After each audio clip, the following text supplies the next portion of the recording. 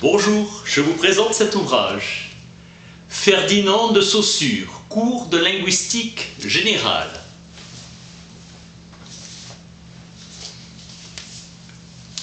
Issu d'une famille d'intellectuels, refus de toute mystification et de toute fausse clarté. Darwin dépeint le comportement scientifique, scepticisme et imagination confiante. Chaque thèse est hypothèse susceptible d'être vérifiée. Ferdinand de Saussure incarnera ce comportement en linguistique. Précoce dans ses études et ses recherches, il vécut en solitaire et après sa mort, ses étudiants firent écho de ses études, même s'il a été reconnu dès ses débuts. L'arbitraire des mots régi par le consensus social, signifiant, les signifiés étant les choses, l'arbitraire au centre des aspects universels, commun à toutes les langues, nature contingente. Donc leur valeur est circonscrite dans le temps et dans l'espace. Les Grecs inaugurent la grammaire fondée sur la logique, discipline normative. Puis la philologie, Wolff, interprète et commente les textes. Puis la grammaire comparée, ou philologie comparative, comparer les langues entre elles. Franz Bopp étudia les rapports qui unissaient le sanskrit avec le germanique, le latin et le grec, affinités dans une même famille. Vers 1870, on se demanda quelles sont les conditions de la vie des langues. La langue n'est plus un organisme qui se développe par lui-même, mais un produit de l'esprit collectif des groupes linguistiques.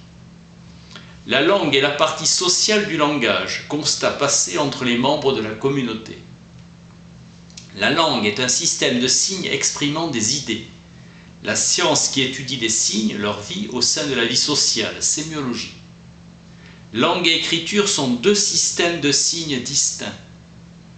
La langue a une tradition orale indépendante de l'écriture. Les textes poétiques sont des documents précieux pour la connaissance de la prononciation, conformité des sons, nombre de syllabes. La phonologie étudie le son du langage, larynx, gorge, nez. La langue est une nomenclature, liste de termes correspondant à autant de choses. Le lien unissant le signifiant, le sens, au signifié, l'objet, est arbitraire.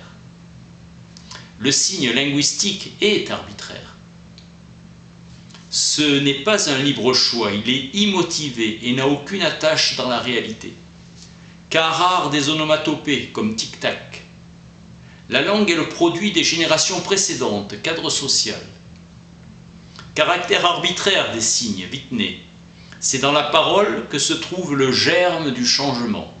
Une forme est répétée puis acceptée par la communauté et devient un fait de langage. La langue. Il appartient à la synchronie, la grammaire générale. Une langue changera à peine durant de longues périodes pour subir des transformations considérables en quelques années. Le fait social peut seul créer un système linguistique, consentement général. L'individu seul est incapable d'en fixer. La phrase appartient à la parole et non à la langue. La langue est sociale, la parole est individuelle.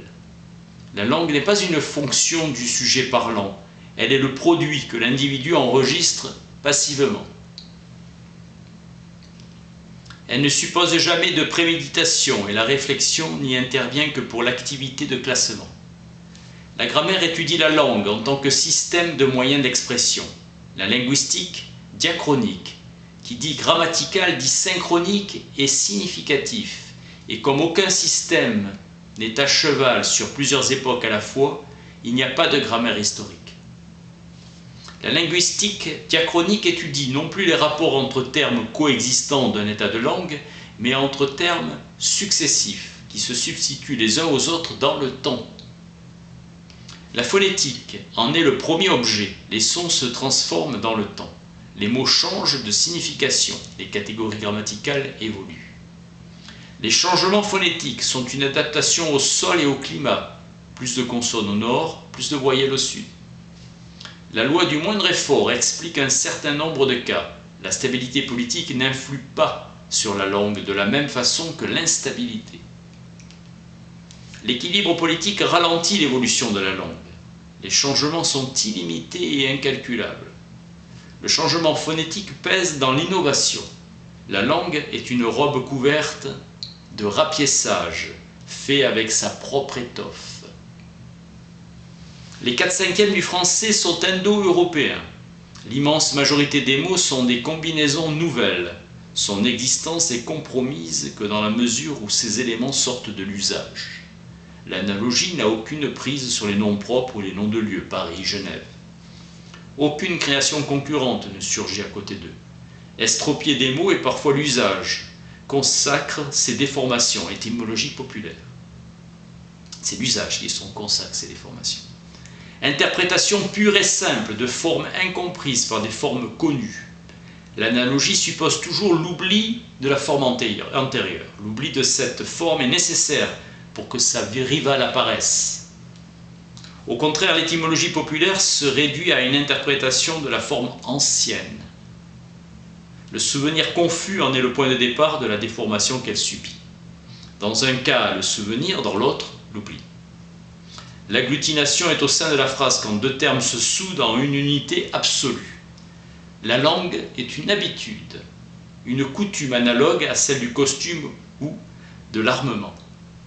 La langue reflète les traits propres à une communauté. La linguistique évolutive est comparable à la géologie. Le sanskrit est le plus ancien document de l'indo-européen, prototype. La linguistique a pour unique et véritable objet la langue envisagée en elle-même et pour elle.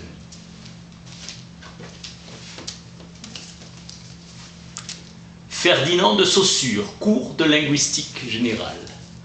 Merci.